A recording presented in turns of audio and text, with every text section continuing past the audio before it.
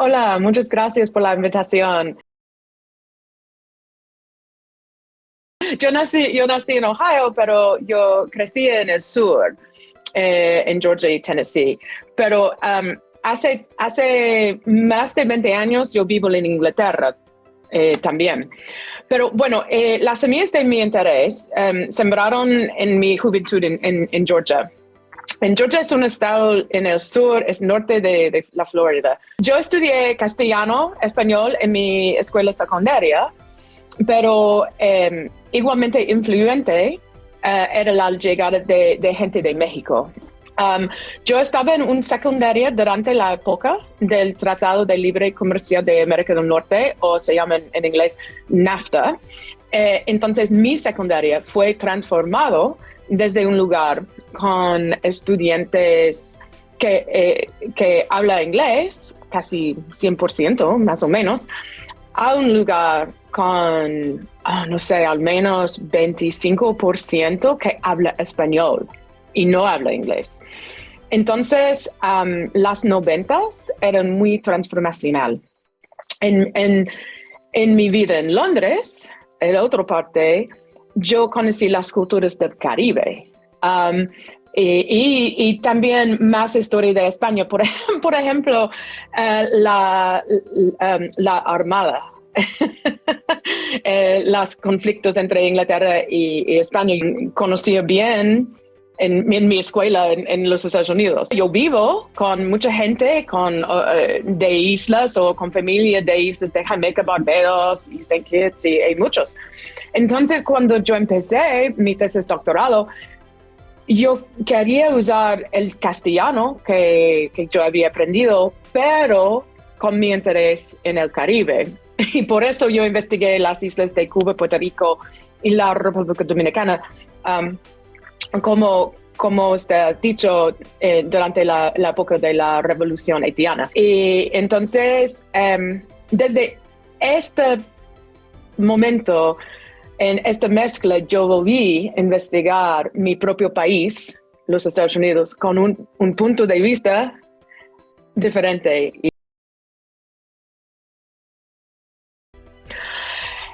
Es muy interesante, es muy diferente de mis expectaciones. Se publicó en febrero y el libro recibió muchos elogios, pero la atención en España está enfocado en partes muy diferentes de los Estados Unidos e Inglaterra. Bueno, es porque en España hay una obsesión sobre la leyenda negra y la leyenda negra no es una pregunta, no es una cosa importante en el mundo que habla español. Entonces, pero yo expliqué en el libro lo que es la leyenda negra. Porque no es bien conocido en los Estados Unidos. Es un poco más en Inglaterra por los siglos de conflicto entre los dos. Pero es importante explicar porque es una parte de la relación con la rivalidad entre los protestantes y católicos y también en la expansión del imperialismo en las Américas, claro. Pues en los Estados Unidos, por ejemplo, el ético protestante de trabajar, de capitalismo. Entonces, pero la leyenda negra es importante porque es el base de muchos de los prejuicios sobre la gente hispana. Es como, ok, los protestantes trabajan duro, pero los hispanos son perezosos. El base de eso es la propaganda del siglo XVI, después de la Reformación. Bueno, en España es interesante porque el debate sobre la leyenda negra en España es sobre España y quién es España y quién somos los españoles. Yo quiero aclarar que mi libro no es una vindicación de los españoles y su sistema del imperio de colonización, porque es obvio, debe ser obvio que yo soy una detractora de imperialismo, pero tenemos que entender las diferencias entre los sistemas de los españoles y los británicos y los franceses y lo que sea, en tiempos antiguos para entender los raíces de prejuicios de hoy. Pero me interesa mucho cómo las reseñas en España enfoquen sobre la cuestión de España, de la leyenda negra, de vindicación de el forma de colonización de España. Entonces, pero en las cosas en inglés es cosas diferentes.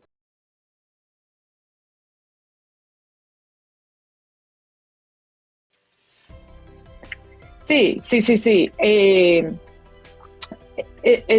Es muy importante porque es una mezcla de la historia y la mitología. La mitología es sobre los padres peregrinos que llegaron en 1620 y con su libertad.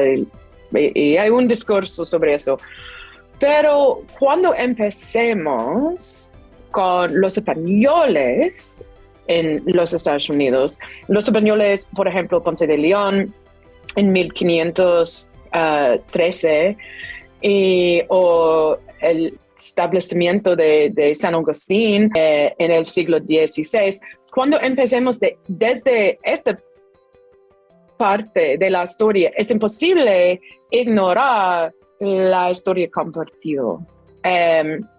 Entonces, los Estados Unidos y lo demás del hemisferio comparten una historia hispana. Entonces, cuando tiene esta relación, es imposible entonces para decir, la gente que habla español no son parte de nuestro país, porque nuestro país. Pero cuando decimos, bueno, los primeros europeos que llegaron eran los españoles, tenemos alguna cosa en común con nuestros vecinos y con la gente que habla español o tiene familia que habla español. Y es muy importante para decir esto porque en los Estados Unidos hay una población de 40 millones de gente que habla español. Y hay más o menos 25% de gente que identifiquen como hispano. Hay algunos que no hablan, pero identifican como latino, hispano. 20%. Entonces, ¿cómo es posible decir los Estados Unidos es un país anglosajón?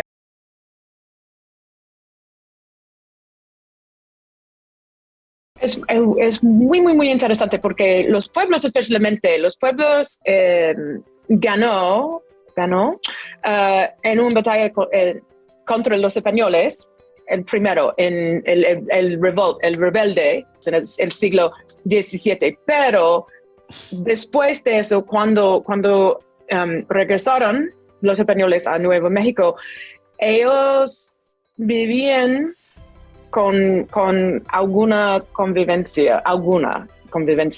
Pero los pueblos son muy interesantes. El pueblo es un nombre por un grupo de gente muy diversa, con idiomas diversos, pero que viven en esta parte. Pero ellos nunca perdieron su tierra. Es diferente de por ejemplo, los Cherokee que vivían en Georgia y otras partes del sur, bajo del presidente Jackson. Ellos perdió su territorio, pero los pueblos siguieron el mismo lugar. En estos lugares, en los pueblos de los pueblos, casi, yo creo que todos que yo visité, todos tienen una iglesia católica. Tienen sus iglesias, sus tradiciones, pero hay una mezcla de cosas, porque ellos tienen una fe católica, pero al mismo tiempo yo asistí, por ejemplo, en ceremonias tradicionales. Y entonces hay rasgos de España allá. Es un poco difícil, es un poco complicado para hablar con eso, porque hay gente que yo conocí y debo decir que yo no sabía mucho sobre esta historia hasta mis viajes allá y mis estudios allá, porque es interesante porque es un parte de mi país natal, pero yo no sabía hasta este proyecto. Entonces, hay gente que tiene mucho orgullo de su mezcla de hispano, indígena y todo. Y hay otro que, por ejemplo, gente indígena que no le gusta hablar o son críticos del pasado hispano también. Hay rasgos, pero también hay muchos críticos de esta historia.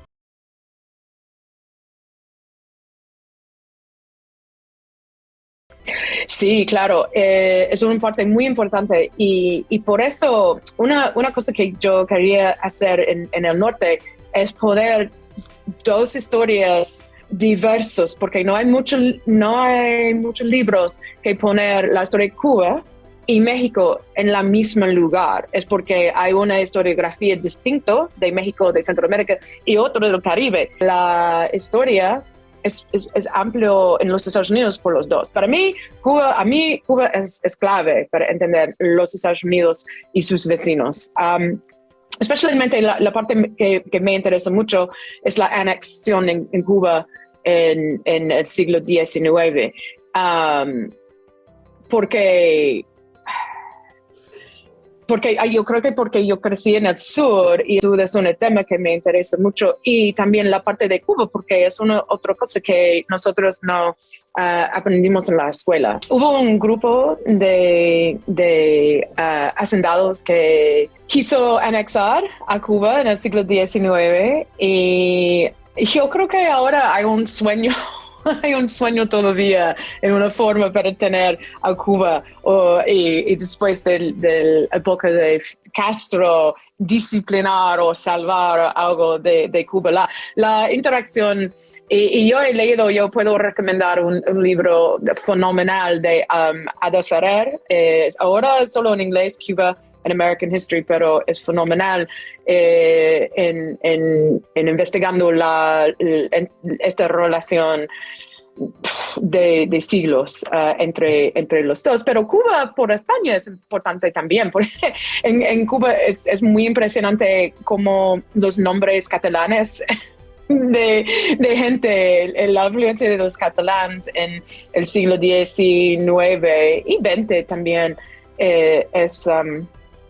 es muy obvio. Cuando en los Estados Unidos, cuando hablamos sobre los cubanos, es como, yo creo que hay mucha gente que no entiende la conexión entre las islas, con Luisiana, con la Florida, porque Cuba era el centro administrativo por estas colonias, especialmente en el siglo XVIII, y su ejército era muy importante por la región, especialmente durante la revolución en los Estados Unidos.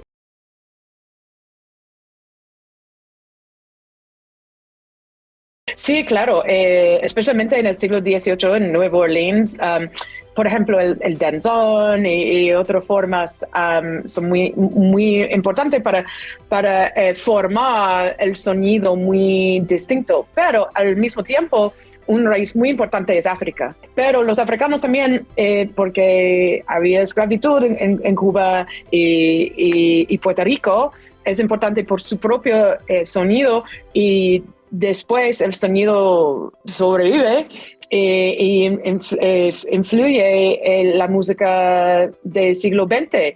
Y yo no soy experto en música, pero yo escribo un poquito sobre eso, influencia, especialmente en el siglo XX.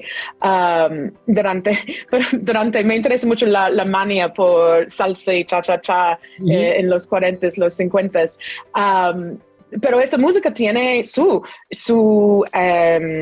raíces en música hispano y África. Y también en el oeste, por ejemplo, en México, los corridos, otra forma de música, pero también con su propia, influencias de España también.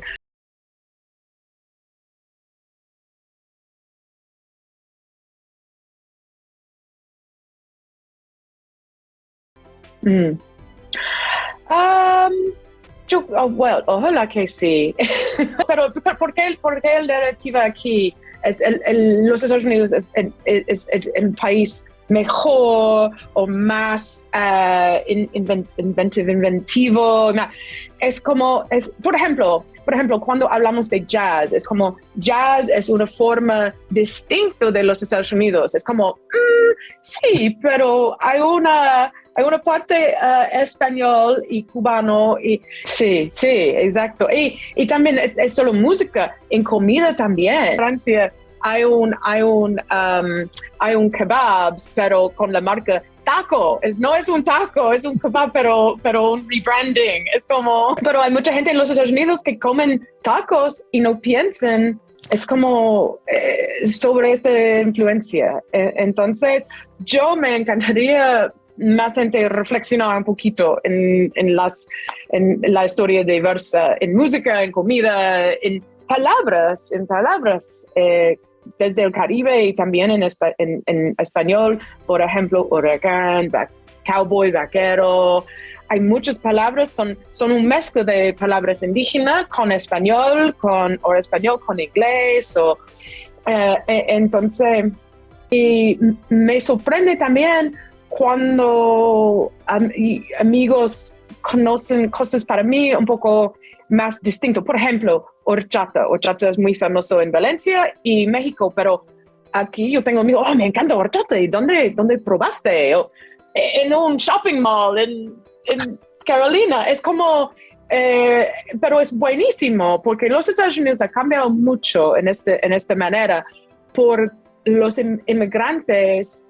Ahora viven en los Dalton, Georgias de la nación, viven en los pueblos pequeños, no solo en Nueva York o Miami o Los Ángeles. Entonces, difundir la cultura en partes que no habían conocido. Yo quiero que los Estados Unidos conozcan los tostones de plátano, porque estos son mi comida favorita del Caribe, pero no son tan famosos como tacos o burritos o lo que sea.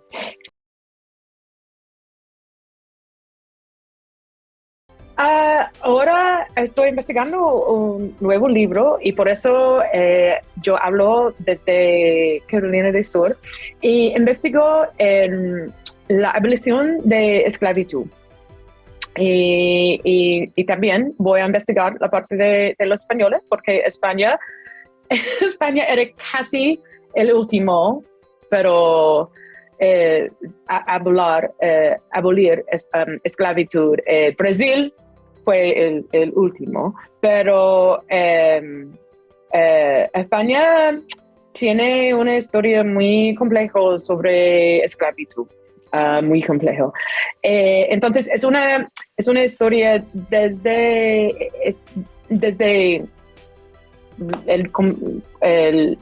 ¿cómo se dice? Los orígenes del trato hasta el fin. Pero quiero enfocar en los rebeldes, cimarrones, la lucha de los esclavos, no la lucha político. Ahora estoy aquí, pero me voy a Brasil y Colombia y otros lugares en el futuro.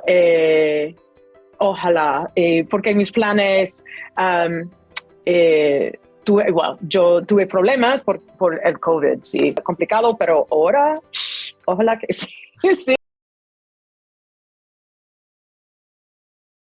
Sí. Y esta es un parte, la historia de abolición de esclavitud, el fin de esclavitud, es una parte que no atrajo mucha atención en el mundo hispánico, pero en Inglaterra es una parte de identidad nacional. Es un poco irónico porque, liberamos los esclavos. Sí, pero participaron en el trato de los esclavos. Wait a minute, espera. Yo quiero que los estudiantes tuviera que aprender español en las escuelas. Lamentablemente no, pero puedes imaginar un país bilingüe. Sería mucho más fácil para investigar este tema,